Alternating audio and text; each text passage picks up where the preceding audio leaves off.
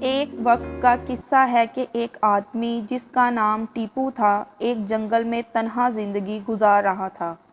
ایک مرتبہ وہاں سے ایک عقل مند آدمی کا گزر ہوا۔ اس کی ملاقات ٹیپو سے ہوئی۔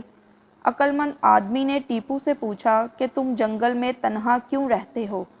ٹیپو نے کہا تم بیوقوف ہو جو آبادی میں اتنے لوگوں کے ساتھ رہتے ہو۔ زندگی گزارنے کا مزہ تو اکیلے رہنے میں ہے۔ مجھے دیکھو، سکون سے اس جنگل میں رہتا ہوں۔ یہاں کے چرند پرند میرے دوست ہیں۔ بھوک لگے تو جنگل کے تازہ پھل اور سبزیاں کھا لیتا ہوں۔ کبھی کسی سے بات کرنے کے لیے دل گھبرائے تو ان پرندوں سے باتیں کر لیتا ہوں۔ سکون ہی سکون ہے اور ہر طرف امن ہی امن ہے۔ اب خود ہی بتاؤ، بیوقوف میں ہوں یا تم؟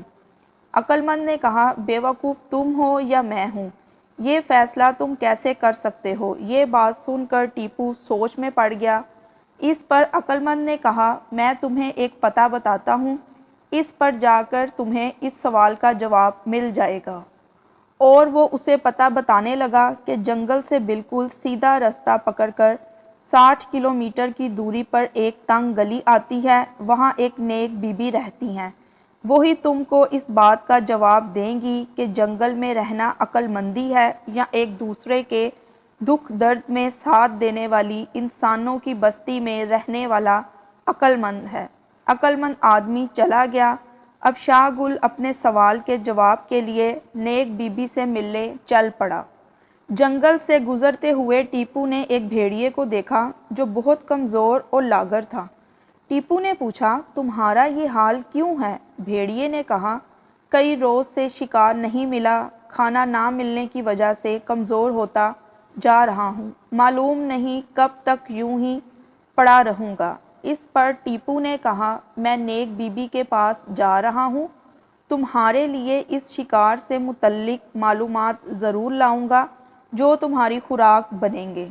آگے جنگل میں ایک درخت ملا جو بہت ہی اداس تھا۔ ٹیپو نے وجہ پوچھی تو درخت نے بتایا کہ طویل عرصے سے میری جڑوں میں کوئی چیز آڑے آ گئی ہے جس کی وجہ سے میں مڑ گیا ہوں اور میری جڑیں پھیل نہیں رہیں۔ تو ٹیپو نے کہا میں نیک بی بی سے ملنے جا رہا ہوں، تمہارے اس سوال کا جواب لازمی لاؤں گا۔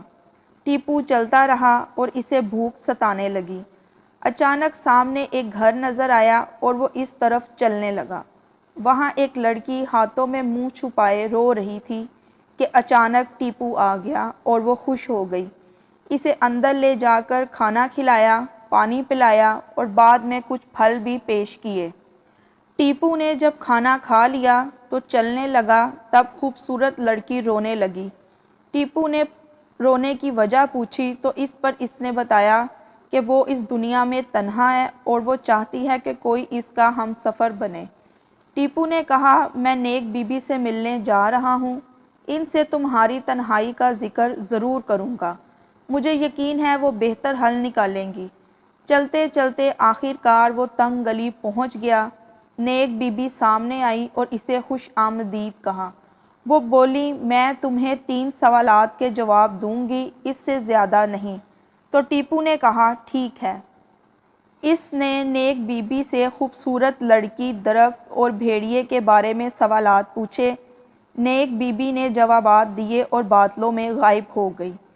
واپس جاتے ہوئے ٹیپو سب سے پہلے خوبصورت لڑکی سے ملا اور اس سے کہا کہ نیک بی بی کا کہنا ہے کہ جو شخص تمہارے سامنے ہے اس سے شادی کر لو، تمہاری تنہائی ختم ہو جائے گی۔ خوبصورت لڑکی نے کہا تم میرے سامنے ہو، تم مجھ سے شادی کر لو۔ اس پر ٹیپو نے انکار کر دیا اور واپس چلنے لگا۔ پھر وہ درخت سے ملا اور کہا کہ نیک بی بی کا کہنا ہے کہ تمہاری جڑوں میں خزانہ پڑا ہوا ہے، اگر کوئی اسے تمہاری جڑوں سے نکال لے تو تمہاری جڑیں پھیلنے لگیں گی اور پہلے کی طرح ہری بھری ہو جائیں گی۔ درخت نے خوش ہو کر کہا کیوں نہ تم اسے نکال لو۔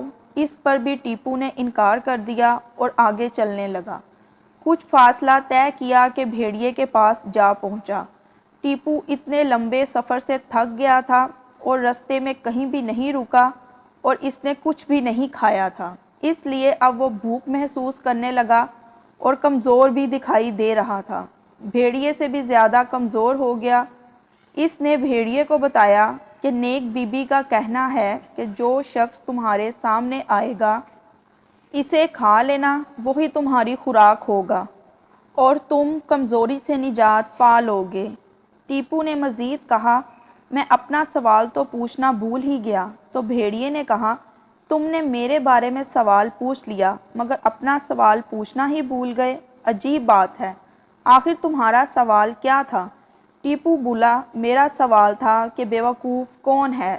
جیسے ہی سوال مکمل ہوا بھیڑیے کی آنکھیں چمک اٹھی۔ اس سے پہلے کہ ٹیپو کچھ سمجھ پاتا بھیڑیے نے جھپٹ کر اس پر حملہ کر دیا اور اسے کھا لیا۔